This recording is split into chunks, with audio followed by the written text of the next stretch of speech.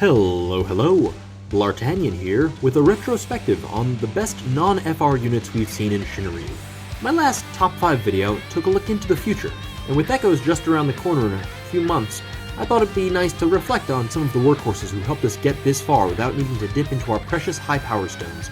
Before we begin, be sure to hit the like button, and hit the subscribe button if you enjoy this content and want to see more like it.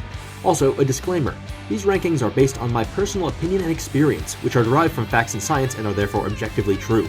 If you disagree with any of these rankings, let me know in the comments below. I'd love to hear who your non-FR superstars were. For number 5, we have Garnet. Our ever-popular first ever global exclusive BT unit trivialized content as soon as she arrived, and she's aged beautifully since then. In an era that rewards off-turn damage and increasing the HP damage cap, Garnet excels in both areas while bringing a useful support package of healing, battery, and enchantment to boot. Her only weaknesses are her low personal damage and awkward dual element enchantment for elemental lockouts.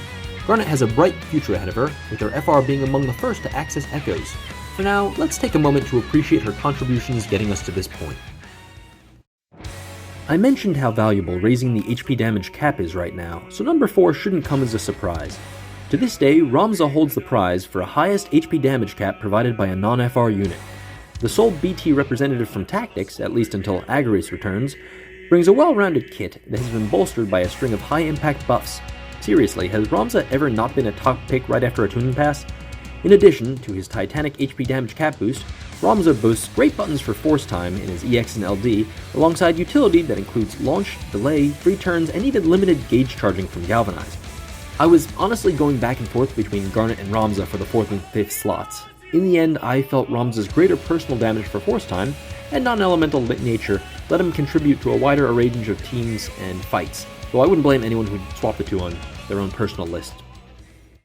Speaking of too close to call, for number 3, I'm giving the nod to a pair of similar but not identical LD-only units, Auron and Galuf.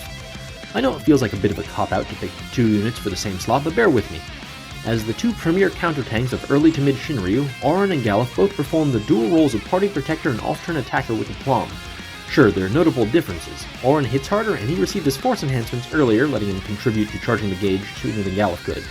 He also doesn't dodge, which plays well with certain partners like Beatrix or Gal. Conversely, Galuf is able to double dip on force time bonuses by countering twice, and his evasion and immortality gimmicks let him trivialize certain otherwise challenging fights that could give Auron difficulty, notably those with crippling debuffs or paralysis. While Galuf's ability to gauge charge recover would probably give him the edge in this comparison, I'm not considering it for this for the same reason that Gladio isn't grouped here, since both Galuf's force enhancements and Gladio's C90 arrived later into Shinryu and contributed to far fewer of the challenging fights we've experienced so far. Given that, I felt it right to jointly award these second-generation Guardians the number 3 spot. Now I know we all love Auron and Galuf, but they do have one downside. They only really shine on teams where you give the enemy turns. My number 2 pick thrives in all sorts of situations and on all sorts of teams. Yang is a source of reliable off-turn damage whether you're playing rushdown or countering the boss to death. Like Ramza, he has respectable buttons for force time, and shares Galuf's ability to double dip on counters. He also boasts sneaky defensive utility by making your party unbreakable. Yang may lack the raw power of the BT units on this list, or the defensive prowess of the counter tanks, but his consistent damage, ease of use, and complementary synergy with so many powerful rushdown and counter units make him one of the workhorses of this era. Before I get to my top pick, I wanted to call out a few honorable mentions. Penelo and Ignis were valuable in very early Shinryu for gauge charging. However, they were completely outclassed by the arrival of gauge charging FR units like Charlotta and Luna Freya. The other units on this list continued to have value even after nominally stronger FR units with similar functionality showed up, but our OG gauge chargers just can't say the same thing. Edge performs a counter-tank role similar to Auron and Galuf, but has the disadvantage of being dual element. Don't get me wrong, I love me some Edge, but with elemental lockouts I had to ding in for that. My last honorable mention is Freya.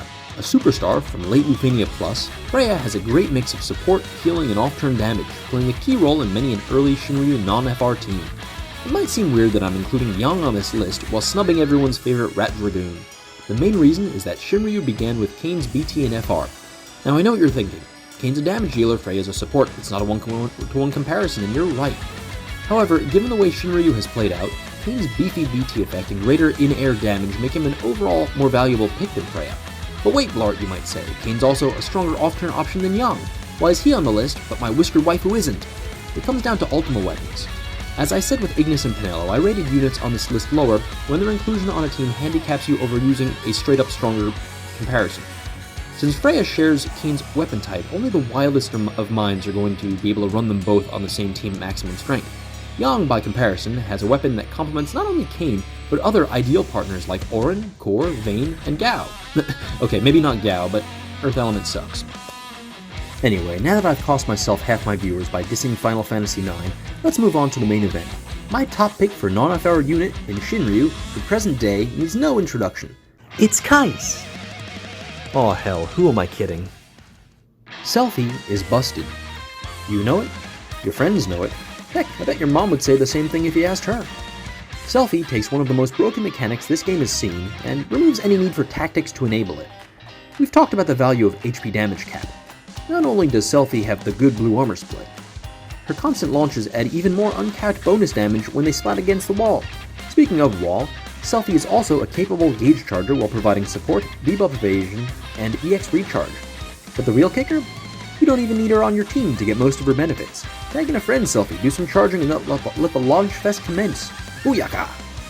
So there you have it, a retrospective on the best non-FR units of the FR era, in my opinion, and so far anyway.